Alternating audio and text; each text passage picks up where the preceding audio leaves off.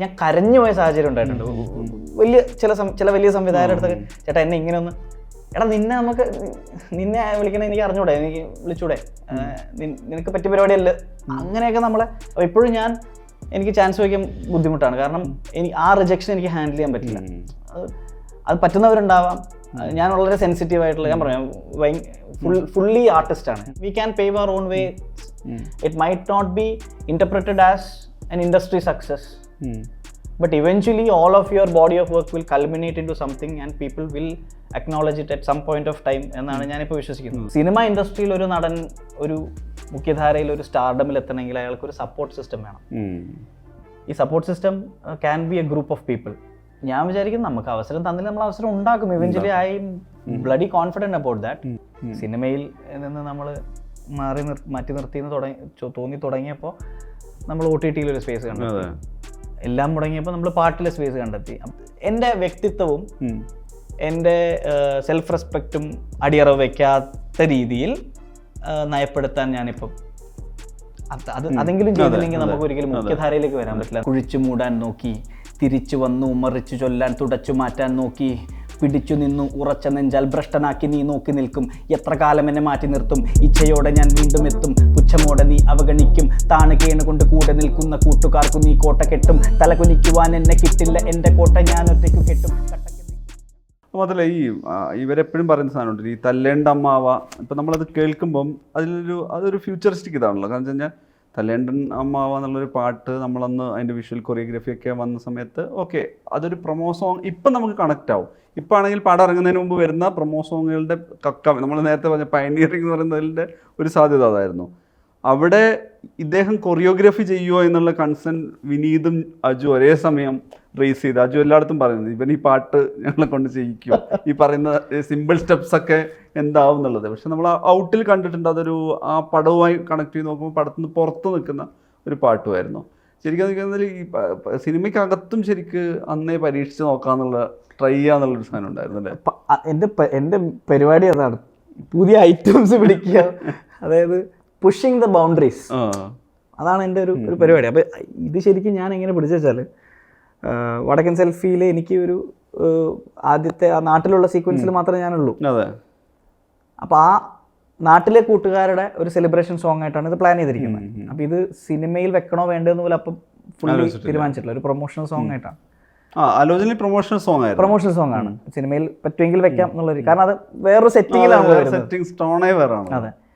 അപ്പം അന്ന് ഇവർ കണ്ണൂർ ഷൂട്ട് കഴിഞ്ഞിട്ട് ആ ഒരു പിന്നെ ഫുൾ റോഡ് ട്രിപ്പ് ഷൂട്ടാണ്. അപ്പോൾ അതിന് ഒരു 2 ദിവസത്തെ ഗ്യാപ്പ് ഉണ്ട്. ആ ഗ്യാപ്പിലാണ് ഇത് വെച്ചിരിക്കുന്നത്. അപ്പോൾ അന്ന് ഒരു കൊറിയോഗ്രാഫറിനെ വിളിച്ചാൽ കൊറിയോഗ്രാഫറിൻ്റെ ഡേറ്റ് അവൈലബിൾ ആയില്ല. അപ്പോൾ ഇവർ തമ്മിൽ സംസാരിക്കുന്നുണ്ട്, ചിലപ്പോൾ ഇനിയിപ്പോൾ ഈ സോങ്ങിൻ്റെ ഷൂട്ട് തന്നെ ചിലപ്പോൾ ക്യാൻസൽ ആവാം, ചിലപ്പോൾ ലിറിക് വീഡിയോ ആയിട്ടൊക്കെ വിടാം.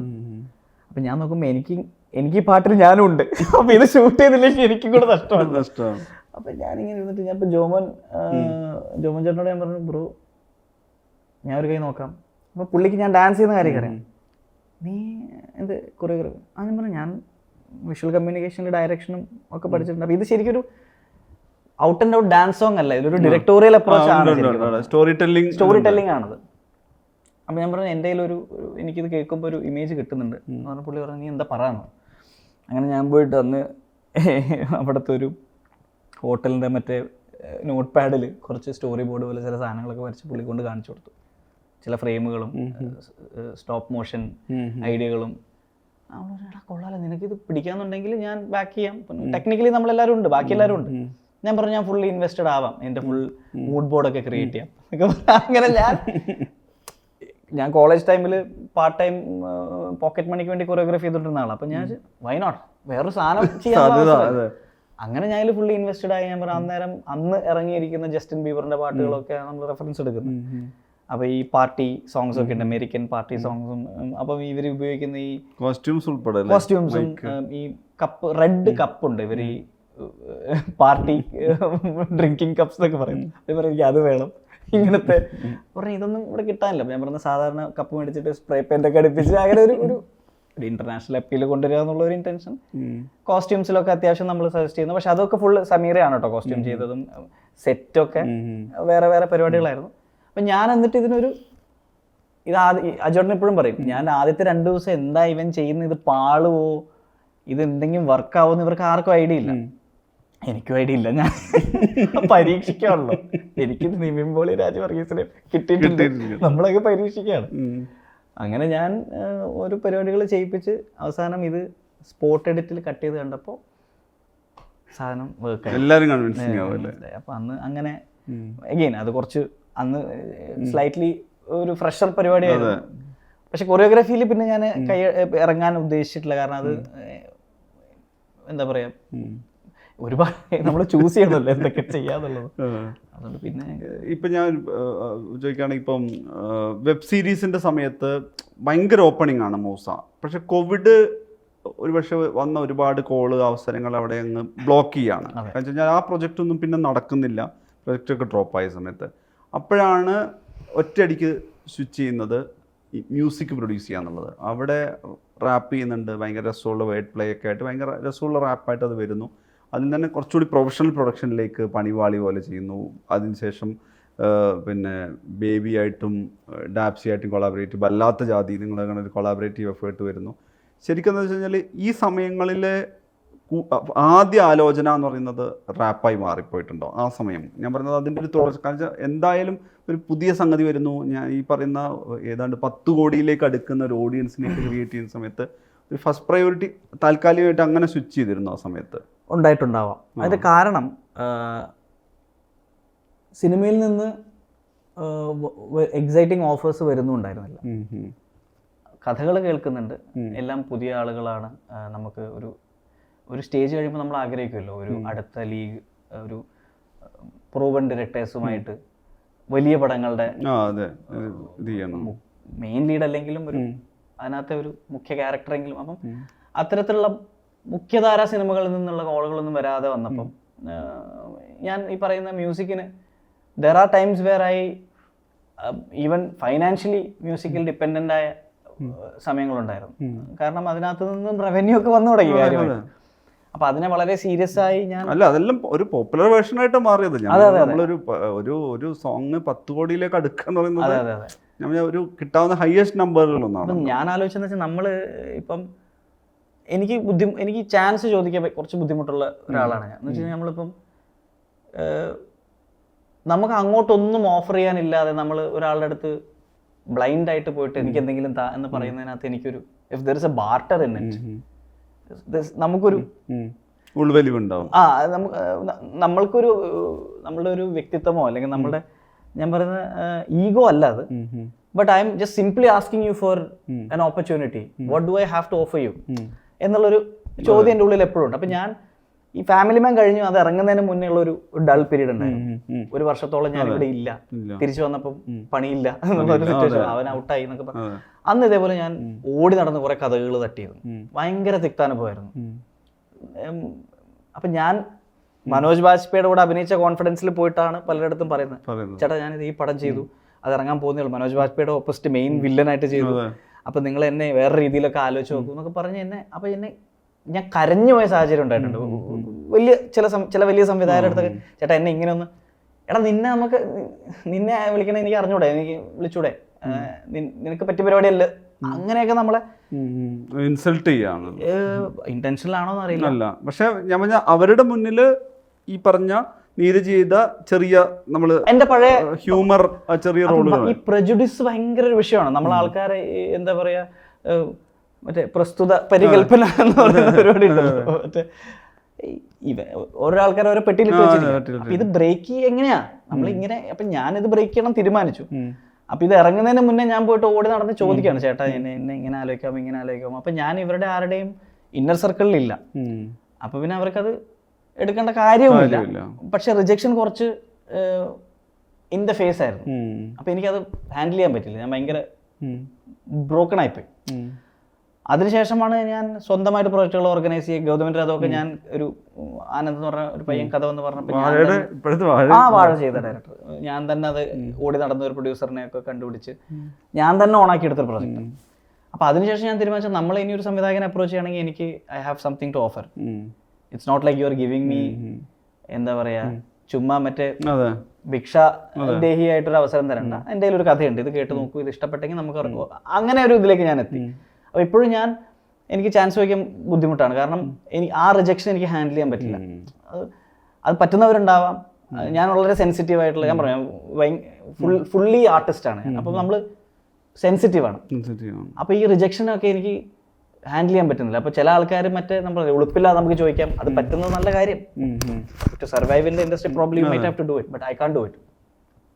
അപ്പോൾ അങ്ങനെയാണ് മ്യൂസിക്. ഓക്കെ, അപ്പം തെളിച്ച വഴി പോയില്ലെങ്കിൽ പോയ വഴി തെളിക്കാന്ന് പറയുന്ന പോലെ എവിടെയാണോ നമുക്ക് വെളിച്ചം കിട്ടുന്നത്, ചെടി ആ ദിശയിലേക്ക് വളരുമെന്ന് പറയുമല്ലോ, ആ ദിശയിലേക്ക് നമ്മൾ വളരെ വഴി വെട്ടി കയറിയിട്ടാണെങ്കിൽ എനിക്ക് വെട്ടാൻ പറ്റിയ വഴി, എനിക്ക് ഒറ്റയ്ക്ക് വെട്ടാൻ പറ്റിയ വഴി വെട്ടി കയറുക എന്നുള്ളൊരു പരിപാടിയിലേക്ക് എത്തി.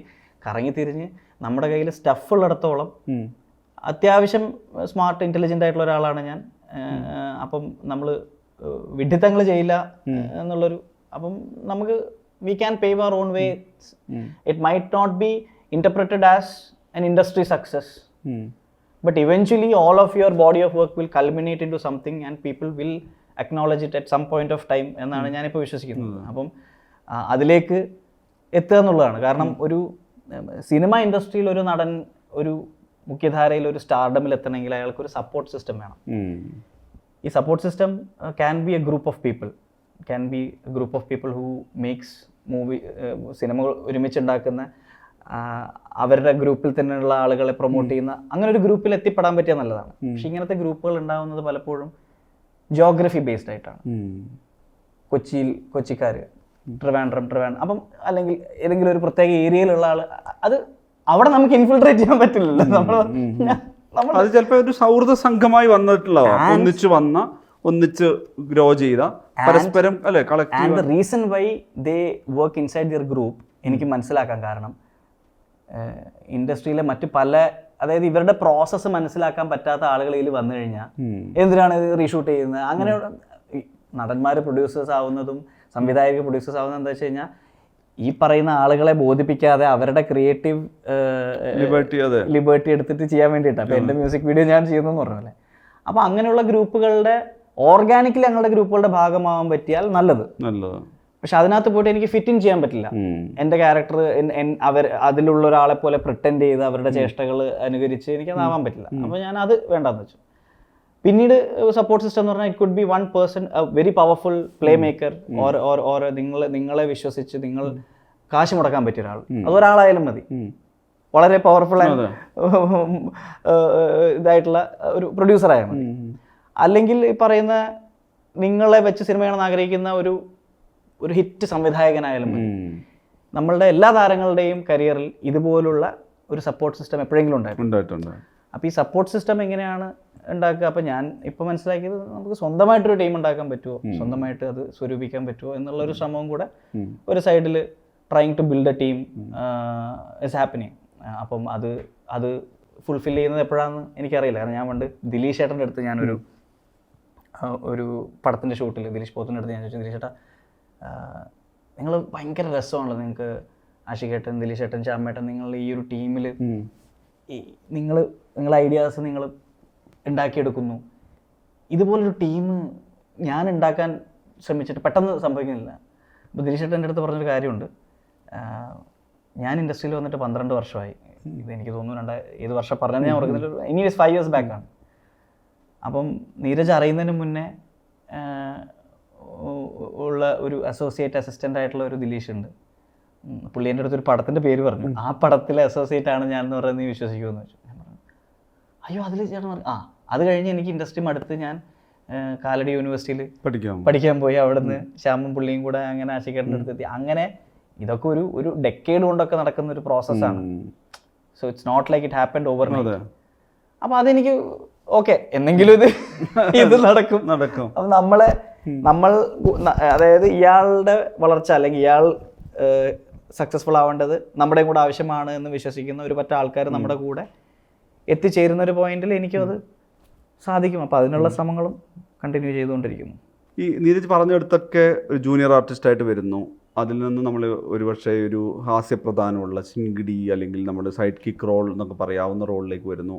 ഇങ്ങനെ വരുന്ന ആളെ ഒരു പ്രധാന ക്യാരക്ടറായിട്ട് അല്ലെങ്കിൽ നായകനായിട്ട് അക്സെപ്റ്റ് ചെയ്യുക, വില്ലനായി വരുന്ന ഒരാൾക്ക് നായകനാവുന്നതും അല്ലെങ്കിൽ കുഞ്ഞു കുഞ്ഞു സിനിമകളിൽ നായകനായി വരുന്ന ഒരാൾക്ക് പിന്നെ നായക വേഷത്തിലേക്ക് പോകുന്നതിന് മുമ്പ് ഒരു മുൻവിധി അത് ഓഡിയൻസിൻ്റെ സൈഡിൽ ഒരു കാലത്തും ഇല്ല.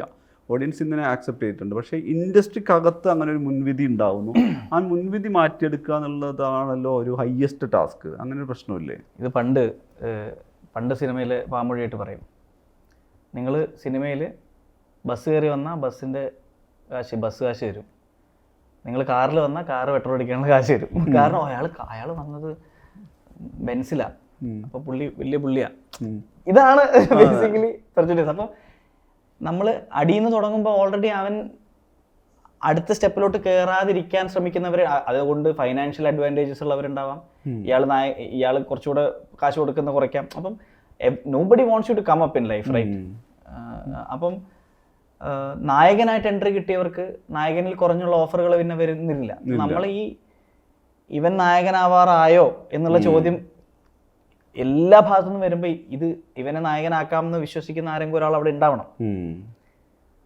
അയാൾ വിശ്വസിച്ച്, അയാളോ ആളുകളോ വിശ്വസിച്ച് അത് ചെയ്തു കഴിയുമ്പോൾ പിന്നെ പ്രേക്ഷകർ നമ്മൾ ഡെലിവർ ചെയ്ത് കഴിയുമ്പോൾ പ്രേക്ഷകർ ഇപ്പം RDX സംഭവിച്ചത്, പൈപ്പിൻ ചോട്ടിലൊക്കെ നായകനായെങ്കിലും RDX ഏറ്റവും എന്താ പറയുക,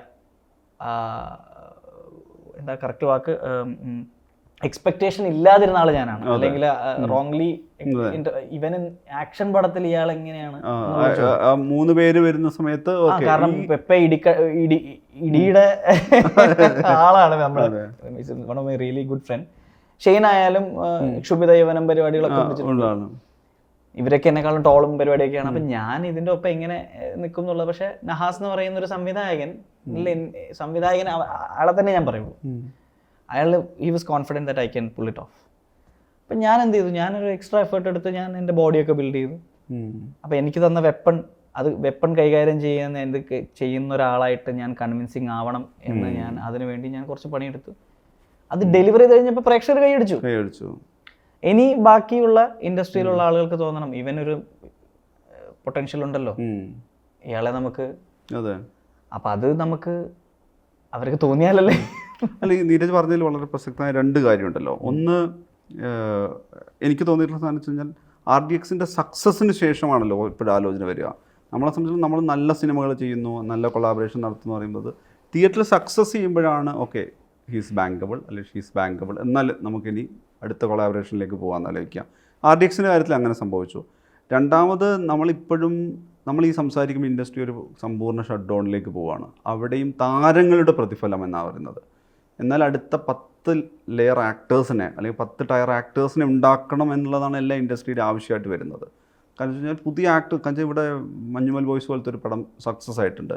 അപ്പോൾ ഇനിയുള്ള ടാസ്ക് ശരിക്കും മുന്നിലുള്ളത് ഈ പറയുന്ന നീരജിന് പുൾ ഓഫ് ചെയ്യാവുന്ന സിനിമകൾ എന്നുള്ളത് എല്ലാ അർത്ഥത്തിലും സാധ്യമാക്കുക എന്നുള്ളൂ. നിങ്ങൾ ടീമിന് പോലും കൺസീവ് ചെയ്യുന്ന അങ്ങനെ ഒരു ക്രിയേറ്റീവ് ടീം ഉണ്ടാവണം എന്നുള്ളതാണല്ലോ കൂടുതൽ. നിങ്ങൾക്കൊരു കഥ നിങ്ങളെ കൺവിൻസിങ് ആവുന്ന കഥ, ഓക്കെ ഞാനത് ബാങ്കബിൾ സ്വഭാവത്തിലേക്ക് എത്തിക്കുകയാണ്, അങ്ങനെ ഒരു പടം തിയേറ്ററിലേക്ക് എത്തിക്കുക എന്നുള്ളത്. ശരിക്ക് ഈ NJ എന്നുള്ള ഐഡൻറ്റിറ്റിയിൽ അവിടെ മ്യൂസിക്കിൽ എന്താണോ ചെയ്യാവുന്നത് ആ സംഗതി ഇങ്ങോട്ട് കൂടി സ്വിച്ച് ചെയ്യുക എന്നുള്ളതല്ലേ അല്ലേ? അതിൻ്റെ ക്യാപിറ്റൽ ഇൻവെസ്റ്റ്മെൻറ്റ് കുറേ കൂടെ വലുതായതുകൊണ്ടാണ് അതെ കറൻ്റ്ലി എനിക്കത് ഒറ്റയ്ക്ക് ഹാൻഡിൽ ചെയ്യാൻ പറ്റാത്തത്. But soon if I decide to start my own production company and I start bringing investors, അത് കുറേ കൂടെ ഉത്തരവാദിത്തമുള്ള പ്രോസസ്സാണ്. But it's not impossible.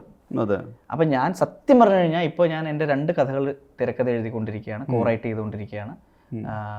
മുന്നേ ഒരിക്കൽ തിരക്കഥ എഴുതിയപ്പോൾ എനിക്ക് അതിൻ്റെ പൂർണ്ണതയിൽ എത്തിക്കാൻ പറ്റിയില്ല. I was too early, I was not associating with the right people. But now I can pick them എന്നുള്ളൊരു അഡ്വാൻറ്റേജ് ഉണ്ട്. അപ്പോൾ ഞാൻ വിചാരിക്കും നമുക്ക് അവസരം തന്നില്ല, നമ്മൾ അവസരം ഉണ്ടാക്കും. Eventually I M bloody confident about that I will find my space. പക്ഷേ അത് കുറച്ചും കൂടെ എളുപ്പത്തിൽ നടക്കുമെങ്കിൽ നടന്നോട്ടെ എന്ന് നമ്മൾ വിചാരിക്കുന്നുണ്ട്. പക്ഷേ RDXന് ശേഷം എനിക്ക് അങ്ങനെ, ഞാൻ പറഞ്ഞില്ല, മുഖ്യധാര സിനിമകളിൽ നിന്നും വന്നില്ല. അപ്പം ഞാൻ മനസ്സിലാക്കി ഇനി നമ്മൾ ഇറങ്ങി തിരിച്ച് നമ്മുടെ പരിപാടി ചെയ്യുക. ഇനിയിപ്പോൾ ഞാൻ ഡയറക്റ്റ് ചെയ്യേണ്ടി വന്നാൽ ഞാൻ ഡയറക്റ്റ് ചെയ്യാൻ വന്ന ആളാണ്. ഞാൻ എഴുതാനും സംവിധാനം ചെയ്യാനും ഒക്കെ വേണ്ടി വന്നിട്ട് നായകനായി ആക്ടറായി വന്ന ആളാണ്. If it takes me to direct the movie eventually, ഇപ്പോൾ പറയുന്ന ഋഷഭ് ഷെട്ടിയും രക്ഷിത് ഷെട്ടിയും ഒക്കെ ചെയ്യുന്ന കാര്യങ്ങളാണ്. എൻ്റെ മ്യൂസിക് വീഡിയോസിൽ പലതും ക്രിയേറ്റീവ് ഡയറക്ടർ ഞാൻ തന്നെയാണ്. എൻ്റെ എൻറ്റയർ വിഷനിൽ ഞാനും ഉണ്ട്. ചെയ്യാൻ പറ്റാത്ത കാര്യമല്ല. പക്ഷെ അതിനകത്തുള്ള എഫേർട്ട് വളരെ വലുതാണ്. അതിന് മുന്നേ ഒരു റൗണ്ട് കൂടെ ആരെങ്കിലുമൊക്കെ നമ്മൾ കൂടെ അസോസിയേറ്റ് ചെയ്യാൻ വില്ലിങ് ആണോ എന്ന് നോക്കും. നടക്കില്ലെങ്കിൽ നമ്മൾ നമ്മുടെ പരിപാടി ഓണാക്കും. ഗിവ് അപ്പ് ചെയ്യാൻ എന്തായാലും ഉദ്ദേശിക്കുന്നില്ല. നമ്മളുടെ ഒരു vision sooner or later execute ചെയ്യുക എന്നുള്ള കൃത്യമായിട്ടുള്ള ധാരണ അതിനകത്തുണ്ട്. അപ്പം ഞാനൊരു സിനിമ സംവിധാനം ചെയ്യണമെങ്കിൽ ചിലപ്പോൾ ഒരു 6 മാസം ഇൻവെസ്റ്റ് ചെയ്യണം. ഇപ്പം ഞാൻ എന്ന് പറയുന്ന നടൻ അവിടെ നിന്ന് കുറച്ച് നാൾ മാറിയേണ്ടി വരും. രാജുവേട്ടൻ ചെയ്ത പോലെ ഒരു സേഫ് പ്ലേസിൽ അദ്ദേഹം made it, been there, done that, he's already a star. അവിടെ നിന്ന് ചെയ്യുന്നത് കുറേ അവിടെ പോയിട്ട് ഒരു 6 മാസം ബ്രേക്ക് എടുക്കൽ ഈസിയാണ്. പക്ഷെ ഞാൻ ഓൾറെഡി അവിടെ ഒന്നും എത്താതെ ഹിന്ദിക്ക് വേണ്ടിയിട്ട് ഫാമിലി മാന് വേണ്ടി ഒരു വർഷം ബ്രേക്ക് എടുത്തു. അതിൻ്റെ ഇടയിൽ പിന്നെ അങ്ങനെ ബ്രേക്കുകൾ സംഭവിച്ചുകൊണ്ടിരിക്കുന്നുണ്ട്. അപ്പൊ ഇനിയും അങ്ങനെ ബ്രേക്കുകൾ ഇല്ലാതെ out of site out of mind ആണല്ലോ. അപ്പൊ ഈ ബ്രേക്കുകൾ ഇല്ലാതെ കുറച്ചുകൂടെ സുഗമമായി ഇത് നടക്കുമെങ്കിൽ അതല്ലേ നല്ലത് എന്നെനിക്ക് തോന്നിയിട്ടുണ്ട്. ഒരു കാര്യമുണ്ടല്ലോ, ഇപ്പോൾ ഈ RDXന്റെ കാര്യത്തിൽ പറയുകയാണെങ്കിൽ RDX അറിയാം, നമുക്ക് കിങ് ഓഫ് കൊത്തയും RDX ആണ് ഒന്നിച്ച് റിലീസ് ചെയ്യുന്നത്. അന്നത്തെ ഏറ്റവും വലിയ സക്സസ് ആയിട്ട് തിയേറ്ററിൽ മാറുകയാണ്. എല്ലാ തരത്തിലുള്ള അപ്രീസിയേഷൻ കിട്ടുന്നു. ദുൽഖർ തന്നെ നെക്സ്റ്റ് കൊളാബറേഷന് നവാസുമായിട്ടാണ് ചെയ്യുന്നത്. അവിടെ നീരജിന് ഒരു പ്രോമിസിങ് സ്ക്രിപ്റ്റ് വരാത്തതിന് കാരണം അതിന് മുമ്പ് നീരജ് നടത്തുന്ന തുറന്നു പറച്ചില്ല, അല്ലെങ്കിൽ നീരജ് വളരെ ഈ നേരത്തെ പറഞ്ഞല്ലോ ഉള്ളതുപോലെ പറഞ്ഞു കളയാണല്ലോ ചെയ്യുന്നത്. നിങ്ങൾക്കത് അകത്തേക്ക് വെച്ചിട്ട് വളരെ ഡിപ്ലോമാറ്റിക് ആയിട്ട് ഇതൊന്നും ഇപ്പോൾ പറയേണ്ടതില്ല, നമ്മുടെ ആരോഗ്യത്തിനും മറ്റേ തുടർന്നുള്ള അങ്ങനെ അങ്ങനെ ഒരു സിനിമയിൽ കൂടുതൽ കണ്ടുവരുന്നത് ഒരുതരം ഡിപ്ലോമസി, ഒരുതരം നയജാതുരി, വളരെ ട്രിക്കിയായിട്ട് മൂവ് ചെയ്യേണ്ടാന്ന് തീരുമാനിച്ച ഏതെങ്കിലും തരത്തിൽ ദോഷം ചെയ്തിട്ടുണ്ടായിരുന്നുണ്ടോ? ഉണ്ടാവാം. കാരണം പുകഞ്ഞ കൊള്ളി പുറത്താണല്ലോ. നമ്മളതിനെ തിരിച്ച് വരുന്നത് നമ്മൾ ഇവരുടെ ഒന്നും കൺട്രോളിലല്ലാത്ത കാര്യങ്ങളിൽ അച്ചീവ് ചെയ്തുകൊണ്ടാണ്. സിനിമയിൽ നിന്ന് നമ്മൾ മാറ്റി നിർത്തിയെന്ന് തോന്നി തുടങ്ങിയപ്പോൾ നമ്മൾ OTT-യിൽ ഒരു സ്പേസ് കണ്ടെത്തി. എല്ലാം മുടങ്ങിയപ്പോൾ നമ്മൾ പാട്ടിലെ സ്പേസ് കണ്ടെത്തി. അപ്പം nobody can shut you down. എൻ്റെ തന്നെ ഒരു ഡ്രാക്കുള എന്ന് പറയുന്ന ഒരു സോങ്ങിൽ there is a verse, it's a very personal track. അപ്പം കുറച്ച് എന്താ പറയുക, ഓവർ ദ ടോപ്പ് എഴുത്തിലോട്ട് വരുമ്പോൾ അതിൻ്റെ തീക്ഷ്ണത കൂടും. ദ വേഴ്സ് ഗോസ് ലൈക്ക്: കുഴിച്ചു മൂടാൻ നോക്കി, തിരിച്ചു വന്നു മറിച്ചു ചൊല്ലാൻ തുടച്ചു മാറ്റാൻ നോക്കി, പിടിച്ചു നിന്നു ഉറച്ച നെഞ്ചാൽ ഭ്രഷ്ടനാക്കി നീ നോക്കി നിൽക്കും, എത്ര കാലം എന്നെ മാറ്റി നിർത്തും, ഇച്ഛയോടെ ഞാൻ വീണ്ടും എത്തും, പുച്ഛമോടെ നീ അവഗണിക്കും, താണ് കേണുകൊണ്ട് കൂടെ നിൽക്കുന്ന കൂട്ടുകാർക്കു നീ കോട്ട കെട്ടും, തലകുനിക്കുവാൻ എന്നെ കിട്ടില്ല എൻ്റെ കോട്ട ഞാൻ ഒറ്റയ്ക്കു കെട്ടും, കട്ടക്ക് നിൽക്കും ചട്ടങ്ങൾ മാറ്റും ബിംബങ്ങൾ പൊട്ടും, നേതാക്കൾ ഞെട്ടും, തള്ളിപ്പറഞ്ഞവർ തോരണം കെട്ടും, കയ്യടി കിട്ടും ആരവം പൊന്തും. People call me NJ, talking from my നെഞ്ചേ, best part of my journey in the comeback in the പഞ്ചേ, എൻ്റെ സ്റ്റോറി ഇനി എഴുതാൻ പോണത് ഞാൻ തന്നെയാ കണ്ടേ, വീമ്പല്ലട സീൻ മാറി ഇനി തീ പാർന്ന് സ്റ്റണ്ടേ, കെട്ടിപ്പൊക്കും ഞാൻ എംപയർ, എൻ്റെ കളിയിൽ ഞാൻ അമ്പയർ, ബ്ലഡ് സക്കിങ് മൊസ്കിറ്റോസ് ഇവിടെ ഞാനാകും ഇനി vampire, try to speak the facts, turn me into a villain, now I got new fangs, think they make me ചുള്ളൻ, വില്ലനെങ്കിൽ ഞാൻ വില്ലന്മാരുടെ രാജനാകും നിന്നെ വെല്ലാൻ, പേടി മാറി ഇനി പുല്ല കേറി വാടയനെ കൊല്ലാൻ. വളരെ ഡീറ്റെയിൽഡ് ആയിട്ട്. അപ്പൊ ഇത് so this is the attitude that I carry. അപ്പൊ ഇത് പക്ഷെ ഇത് പലപ്പോഴും ആൾക്കാർ അതൊരു അഹങ്കാരമായിട്ട് മനസ്സായിട്ട് കാണുന്ന ഒരു പ്രശ്നമുണ്ട്. അതായത് നമ്മുടെ ഇവനാരാ ഇങ്ങനെ പറയാനുള്ള കോൺഫിഡൻസും നമ്മളുടെ അറ്റയറും.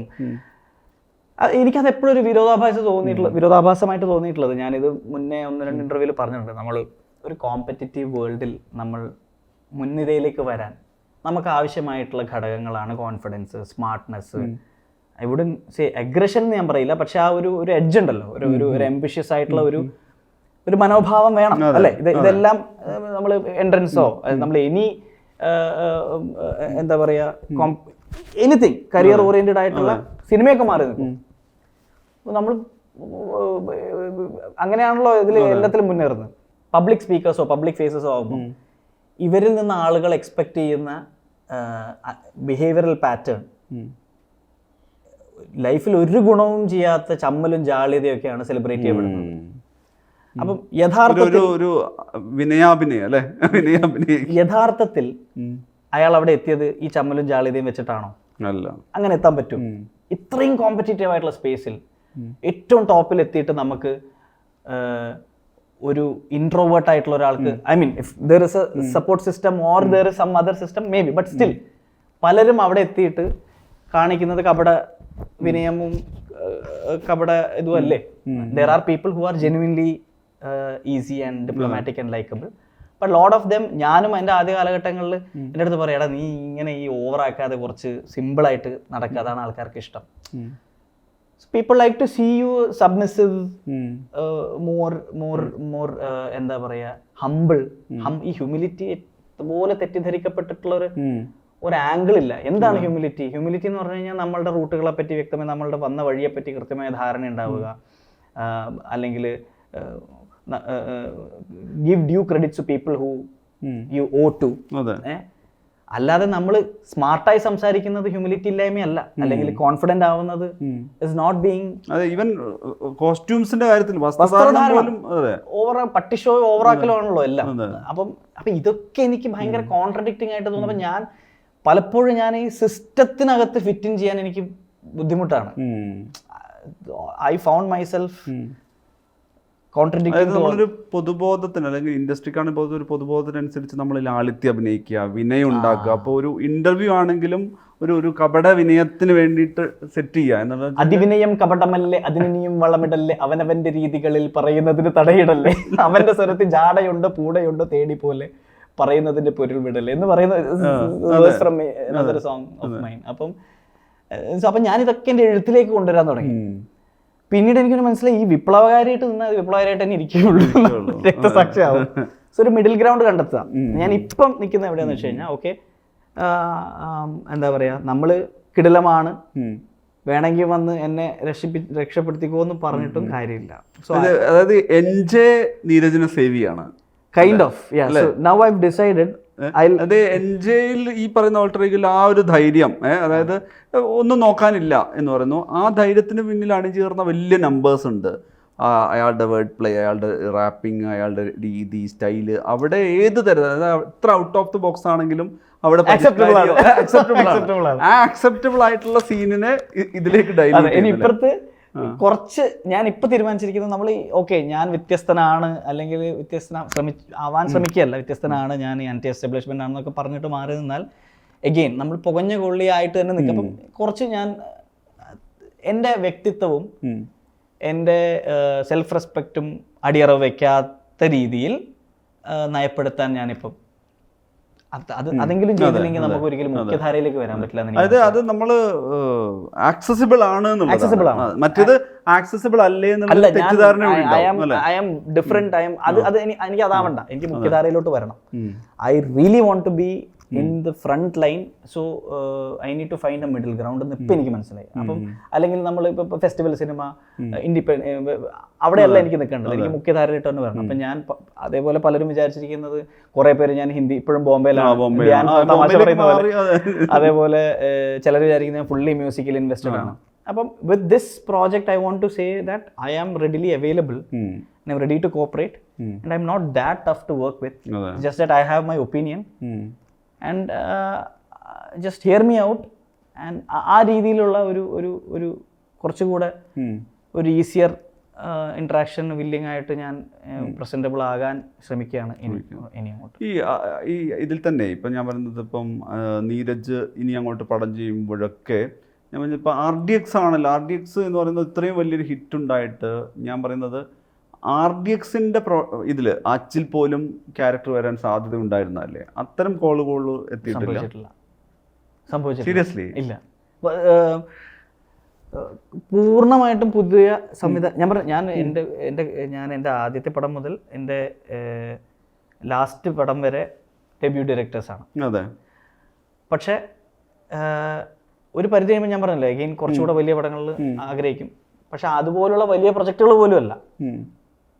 ഞാൻ എല്ലാ മാസവും ഒരു 4-5 കഥ കേൾക്കുന്നുണ്ട്. But all very new filming, nothing great. എനിക്ക് കുറച്ച് നമ്മൾ ആഗ്രഹിക്കുമല്ലോ,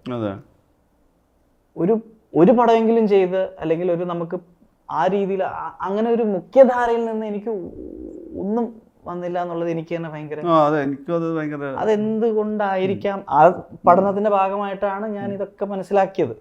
probably support system, people like to work with comfortable people, അവർക്ക് അറിയാവുന്ന ആളുകൾ, ആദ്യം ചോദ്യമൊന്നും ചോദിക്കാതെ അവർക്ക് തന്നെ ഓക്കെ ഇവനായിട്ട് വർക്ക് ചെയ്യാൻ ഈസിയാണ്, നമുക്ക് ഇത് തന്നെ അങ്ങ് റിപ്പീറ്റ് ചെയ്യാം.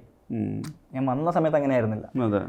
സത്യൻ അന്തിക്കാടിന്റെ പടത്തിലും ജിത്തു ജോസഫിന്റെ പടത്തിലും അങ്ങനെ ഇൻഡസ്ട്രിയിൽ നമ്മളൊരു നെയിം ആയാൽ നമ്മളെ ആരും വിളിക്കും എന്ന് പറയുന്ന ഒരു സാഹചര്യമായിരുന്നു. അതിനകത്ത് നിന്ന് ഇപ്പൊ അത് മാറി. ഇപ്പൊ കൃത്യമായ ഗ്രൂപ്പുകളിൽ നിന്ന് തന്നെയാണ് സിനിമകൾ ഉണ്ടാവുന്നത്. അവരവരുടെ അതിന്റെ ഗുണവും ദോഷവുമുണ്ട്. So if you don't find a place you are lost. പുറത്തുനിന്നുള്ള കംപ്ലീറ്റ് ഔട്ട്സൈഡർ ഒരാൾക്ക് സർവൈവൽ റിസ്ക് ആണ്. You have to find a place in any of a successful group. As an individual നിങ്ങൾക്ക് സർവൈവ് ചെയ്യാൻ ഭയങ്കര ബുദ്ധിമുട്ടാണ്. സർവൈവ് ചെയ്യാൻ ഒരു പടമോ രണ്ട് പടമോ കിട്ടുമായിരിക്കും, but to keep it going നിങ്ങൾ ട്രസ്റ്റ് ചെയ്യുന്ന കുറച്ച് ആളുകൾ, അല്ലെങ്കിൽ നിങ്ങളൊരു ഒറ്റയ്ക്കൊരു സൂപ്പർ ഹിറ്റ് ഡെലിവറി ചെയ്ത് കഴിഞ്ഞാൽ പിന്നെ നിങ്ങൾ ബാങ്കബിൾ ആക്ടറായി, പിന്നെ എല്ലാവരും വരും. പിന്നെ അത് മാത്രം നമ്മുടെ തന്നെ പ്രൊഡക്ഷനിൽ എന്ത് വേണമെങ്കിലും ചെയ്യാം. You are just one project away from that happening. ഞാൻ വായിക്കുമായിരുന്നു ചെറുപ്പത്തിൽ, പക്ഷേ എൻ്റെ ഈ വേർഡ് പ്ലേ ഞാൻ വായിച്ചുകൊണ്ടിരുന്ന ചെറുകഥകളാണ്. ബഷീർ മുതൽ VKN മുതൽ OV വിജയൻ മുതൽ അങ്ങനെയൊക്കെ വായിച്ചു പോയിട്ടുള്ള ഒരാളാണ്. അത്യാവശ്യം ആക്ഷേപഹാസ്യമൊക്കെ ഇഷ്ടമുള്ള ഒരാളാണ്. ഞാൻ ചാക്യാർ കൂത്തൊക്കെ പഠിച്ചിട്ടുണ്ട് ചെറുപ്പത്തിൽ.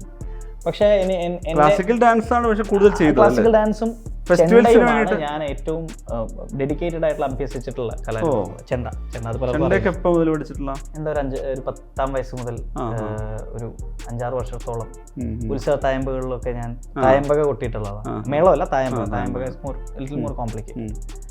അപ്പൊ ഈ ചെണ്ടയുടെ വായ്ത്താരികളിൽ നിന്നായിരിക്കാം എൻ്റെ ഒരു ഈ അടുക്കിട്ട് ഇങ്ങനെ കിടത്തക്ക എന്നൊക്കെ പറയുന്ന ആ ഒരു വേർബൽ ഫൊണറ്റിക്സ് ഉണ്ടല്ലോ. അപ്പൊ അതായിരിക്കാം. മൃദംഗവും പഠിച്ചിട്ടുണ്ട് കുറച്ച്. അപ്പം എന്നൊക്കെ പറയുന്ന ഇതായിരിക്കാം ചിലപ്പോൾ ഒരുപക്ഷെ പാട്ടിൽ പ്രാസമിപ്പിച്ച് പാടാൻ. അപ്പൊ ഞാൻ ഒരു വെസ്റ്റേൺ എസ്തെറ്റിക്സിൽ നിന്നല്ല എൻ്റെ ഒരു റാപ്പ് കൾച്ചർ ഡെവലപ്പ് ചെയ്യുന്നത്.